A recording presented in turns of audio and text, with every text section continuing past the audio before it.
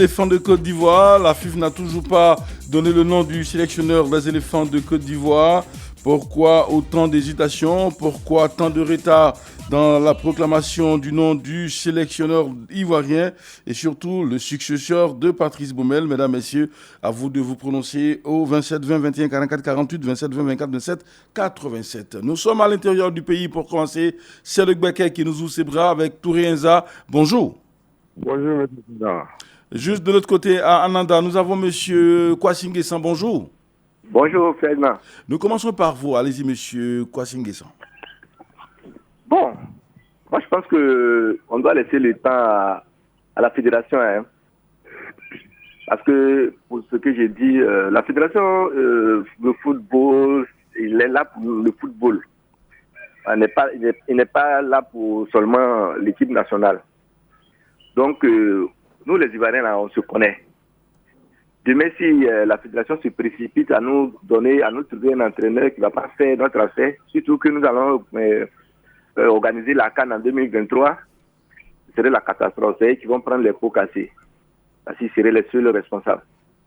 Donc, pour moi, il est intéressant, important de les laisser le temps, de choisir celui qu'il nous faudra, un bon entraîneur sélectionneur, qui pourra nous amener à participer à la CAN et à faire une bonne CAN. D'accord, c'est bien noté. Merci à vous, M. Kwasi-Nguessan. Merci beaucoup. Tout en vous rappelant simplement que déjà au mois de juin, dans la première semaine, la Côte d'Ivoire devrait donc jouer un match amical international. Bon, s'il n'y a pas de sélectionneur, peut-être que c'est moi qui serai sur le banc de touche des éléphants pour les entraîner. Tout cela aussi consiste à nous donner encore plus de difficultés. Touré Enza, à vous, on vous écoute. Bonjour, Oui, bonjour. Bon, actuellement, moi, je dirais que les bons entraîneurs pour avoir sur le marché, c'est pas facile. Et même ici, c'est compliqué la tâche. À quoi c'est de se focaliser sur les expatriés? Au plan local, ils peuvent avoir quelqu'un pour nous associer et puis faire avec ça. Au lieu d'attendre les expatriés, actuellement, les bons entraîneurs sont expatriés, vraiment pour avoir, c'est pas facile. Vraiment. On les laisse du temps, mais on espère que d'ici fin de cette semaine, ils vont avoir une solution. D'accord. Non, c'est pas bon. Merci à vous, Touré Enza. Allez, puis surtout, portez-vous bien dans le Gbeke et salutations à Pascal Dapiedad également, qui est juste à côté. Allez, prenons la direction du Agnansui avec M. Kwadio Kofi. Bonjour. Bonjour, M. Nous vous écoutons. Oui, moi, j'espère que, oui, pour choisir un entraîneur, n'est pas de prendre deux mois, pas moi. Allô? Je vous écoute. Voilà. Donc, pour moi, le 3, la match a joué le 3. Maintenant, depuis aujourd'hui, le 19, on n'a pas fait l'entraîneur. C'est pas bien. Il n'est qu'à faire au moins, on va connaître notre entraîneur qui va se dire que tu n'as pas dit. On va avancer. D'accord, merci à vous. Allez, il a dit, c'est donc le 3 juin déjà, pour être plus précis, que la Côte d'Ivoire joue son premier match amical international sous l'ère Yacine Idriss Diallo, toujours pas le sélectionneur. Bon, on espère que demain, ce sera le cas. Allez, on poursuit pour dire qu'il y a également des internautes qui nous ont écrit sur la toile. Et M. Martin Dan dit ceci. Bonjour Fernand, je pense que M. Idriss Diallo, lors de sa campagne, nous avait dit qu'il a déjà un entraîneur et qu'il attendait de gagner les élections pour le nommer. Mais on constate que c'est un discours plutôt politique que footballistique, car au foot, on ne fait pas de promesses, mais on pose des actes. Cela montre un peu comment cette fédération, après 2 ans de crise, les têtes changent, mais l'esprit reste. Allez, pour lui, c'est donc clair, quelque part, il se sent trahi. Allez, c'est pas grave. On va donc croiser les doigts et puis espérer que les choses se passent bien. Repartons sur les auditeurs. Monsieur Yapi, nous appelle de Grand Laou. Bonjour. Bonjour, Fernand. Oui, je vous écoute. Bon, je voudrais intervenir sur le sujet. Allez-y. Bon, il ne faudrait pas qu'on mette la pression sur le président de la FIFA. Il faudrait qu'il trouve un entraîneur qui est capable de nous amener jusqu'à la CAN. À la victoire finale. D'accord. Donc, pour moi, il ne faudra pas, je ne sais pas comment prononcer. Il faut laisser le président faire son travail. Merci. Merci à vous, monsieur Yapi Yapi depuis Grand Laou, et puis surtout très bonne journée à Beauville avec Marius Yavo. Bonjour. Bonjour, monsieur Fernand. Allez-y. Bonjour à toute l'équipe de la matinale. Pour moi, je voulais me prononcer sur le cas du sélectionneur des éléphants. On a beaucoup de tergiversé maintenant, on a entendu beaucoup de noms, beaucoup de choses ont été dites.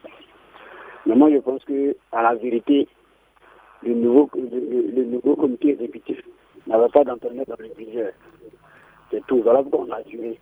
Parce que s'ils avaient prévu un entraîneur, il y a longtemps qu'on avait déjà le nom. D'accord. Mais ils n'avaient pas prévu un entraîneur. Voilà pourquoi on tergiverse. Tantôt on dit telle personne a postulé, il refuse de venir, il décline l'offre. Tantôt on parle de telle personne. Je pense qu'il n'y avait pas un entraîneur dans le budget. Ce qu'on a décliné hier, il ne faudrait pas que nous-mêmes on refasse la même erreur aujourd'hui.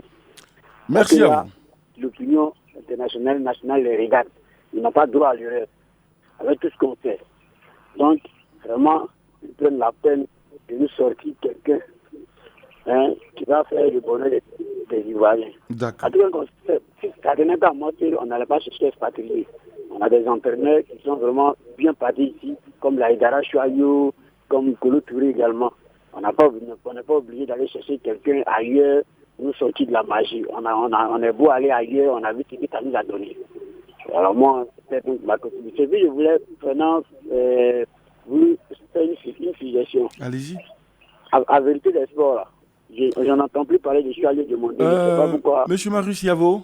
Oui. Monsieur Charles Dumondé a été donc ramené à la matinale des sports, là où justement il avait commencé par intervenir. Ce sont donc des consultants et à tous les niveaux où la RTI estime qu'il faut donc les utiliser, c'est ce que l'on fait.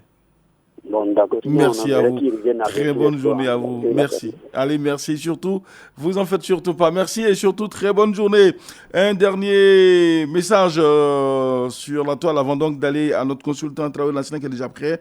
Monsieur Quadio Jérôme Kra dit ceci. Bonjour Fernand. Cette manière de faire de la Fédération Malienne de football montre combien de fois ils ne sont pas professionnels. Si le président élu écoutait le peuple, il serait allé chercher Zawi François ou Kolo Touré Habib comme les entraîneurs et on ne serait pas dans cette situation. Le peuple qui remplit les stades, vous ne prenez jamais son avis en considération. Comment pouvons-nous avancer? A-t-il donc posé la problématique? Allez, le président de la FIF sera donc responsable de l'élimination de notre pays dans cette CAN 2023. Merci et bonne émission, a-t-il dit. Nous écrit donc depuis Boaké. Merci et à tout à l'heure. On est avec le coach Traoré Lassina. Bonjour coach. Bonjour Fernand, comment allez-vous? Oui, pas trop la grande forme ce matin, mais on essaie d'y aller. Dites-nous, là on est toujours à hésiter à trouver un entraîneur. Bon, on espère que ce sera demain. Comment vous réagissez face à toute cette valse? Bon, je dirais, je suis toujours dans ma logique. Comme je l'ai dit, la FIF est dans l'embarras. La course à la présidence dans la course à la présidence de la FIF, le président devait, comme je l'ai si bien dit au départ, devait avoir un choix bien avant, comme de la manière on constitue un bureau exécutif lorsqu'on est président, et il devait déjà savoir son entraîneur.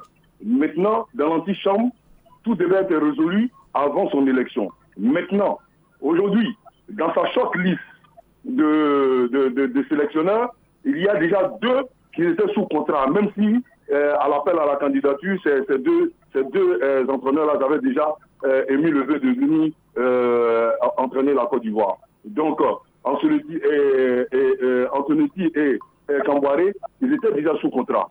Et donc, il restait seulement que Jean-Louis Gasset qui, pour moi, personnellement, ne fait pas trop l'unanimité. Donc, à ce stade de la compétition-là, moi, je pense qu'il serait encore préférable qu'on retrouve encore une autre situation, c'est-à-dire quoi, que le président de la fédération revoie sa copie, et d'ici là, on paraît un peu plus pressé. Il y a 2 candidats comme adjoints du futur sélectionneur. Eh bien, ce sont aussi des entraîneurs. On essaie quand même de revoir un peu nos troupes et pourquoi pas commencer avec ces personnes-là d'ici qu'on puisse trouver un sélectionneur. D'accord, c'est bien noté. Merci à vous, coach Traoré Lassina. Chalio Dumandé, bonjour. Bonjour, Fernand. Vous étiez réclamé à Corée-Acri par des auditeurs à Vérité des Sports, mais vous êtes à la matinale, nous on s'en réjouit. Dites-nous, Chalio, quand on regarde une telle situation, comment on réagit? Pour vous, qu'est-ce qui peut justifier autant d'hésitation? Oui, mais c'est simple, Fernand. Ils n'ont pas encore trouvé l'oiseau, l'amical. Ils n'ont pas encore trouvé l'entraîneur. Et ils le trouveront quand? Ce qui explique un peu toutes ces hésitations. Sinon, s'ils avaient trouvé l'entraîneur, depuis ils auraient communiqué le nom de cet entraîneur. Parce que le problème se situe justement le nom de l'entraîneur de l'équipe A. En ce qui concerne les adjoints, ça va se jouer entre Faye et Aïdara Swalio. Ils ont déjà sans doute choisi le coach adjoint. Maintenant, il reste le sélectionneur A. Il était sur des pistes. Camboiré, Antonetti et autres. Camboiré, il a préféré rester à Nantes. Antonetti, on ne sait pas ce qui s'est passé. Jean-Luc Gasset, avec les réactions des Ivoiriens, ils se sont vite compris que ça ne pourrait pas faire l'affaire. Donc, ils se sont lancés autour de certains sélectionneurs. Aujourd'hui, on annonce un monsieur comme Rudy Garcia, vrai ou faux, demain on le saura. Mais une chose est certaine, les hésitations là s'expliquent par le fait qu'ils n'avaient pas encore trouvé l'entraîneur. Mais, et pourtant, le président Yacine Idriss Diallo, comme l'écrivait un internaute, disait pendant sa campagne qu'il avait déjà quelqu'un dans sa besace et qu'il attendait d'être élu pour annoncer son nom. Vous savez que il y a ce qu'on annonce pendant une campagne et la réalité du terrain. Maintenant, entre l'annonce pendant la campagne et la réalité, les choses ont dû changer. Donc, vous savez, c'est un peu ça. Il y a des négociations, il y a des hésitations, des entreprises aussi comme des propositions. Peut-être que Camboiré, s'il n'avait pas gagné peut-être la coupe de France ou s'il n'était pas qualifié pour l'Europa League, il aurait peut-être choisi la Côte d'Ivoire. Donc tout ça, c'est des éléments qu'il faut prendre en compte. Donc il y a entre la période où il fait cette déclaration et la réalité du terrain, il y a souvent un fossé. Mais une chose est certaine, ce qu'il faut retenir, c'est l'hésitation s'explique par le fait qu'ils n'ont pas encore trouvé, ils n'avaient pas encore trouvé l'entraîneur. D'accord, c'est bien noté. On espère simplement que... coach Traoré Lassina, comme le disaient les auditeurs, le coach Jean-Louis François était là, sous l'ère Jacques Kanoma, et Idriss Diallo était son premier vice-président. Pourquoi ne pas, si on peut le dire ainsi, pour une période, j'allais dire, peut-être de 1 ou 2 ans, l'utiliser en attendant? Écoutez, Jean-Louis François a fait ses preuves. Maintenant, s'il s'agit de la personne même de Jean-Louis François qui cause problème, là, en ce moment-là, je dirais que, je comprends maintenant pourquoi jusqu'à présent, on essaie quand même d'aller chercher ailleurs alors qu'on a encore sur place un élément assez valable. Donc, que ce soit dans l'un ou dans l'autre, si c'est le travail de Jean-Louis François, tout le monde est unanime là-dessus parce qu'un entraîneur est jugé au résultat. Maintenant, si c'est la personne même de Jean-Louis François qui pose problème, parce que nous, en tant que des sportifs, nous ne voyons seulement que l'aspect sportif. Maintenant, en dehors de l'aspect sportif, est-ce que Jean-Louis François, sa personne même en tant que telle, pendant sa fonction qu'il a eue lorsqu'il a dirigé l'équipe nationale, est-ce qu'il n'y a pas eu quand même des cadavres dans le placard qui font qu'aujourd'hui, il est très difficile de revenir sur la présence de Jean-Louis François. Moi, jusqu'à présent, c'est cette interrogation.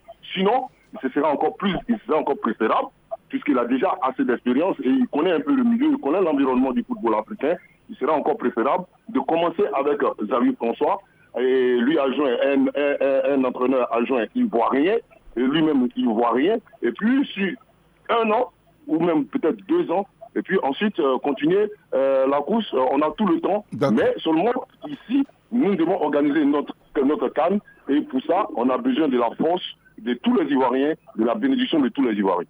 Merci coach Traoré Lassina, merci également à Chalio Dumandé. Demain, c'est vendredi, on se retrouve pour la libre antenne. On espère qu'on aura donc d'ici là le nom du sélectionneur.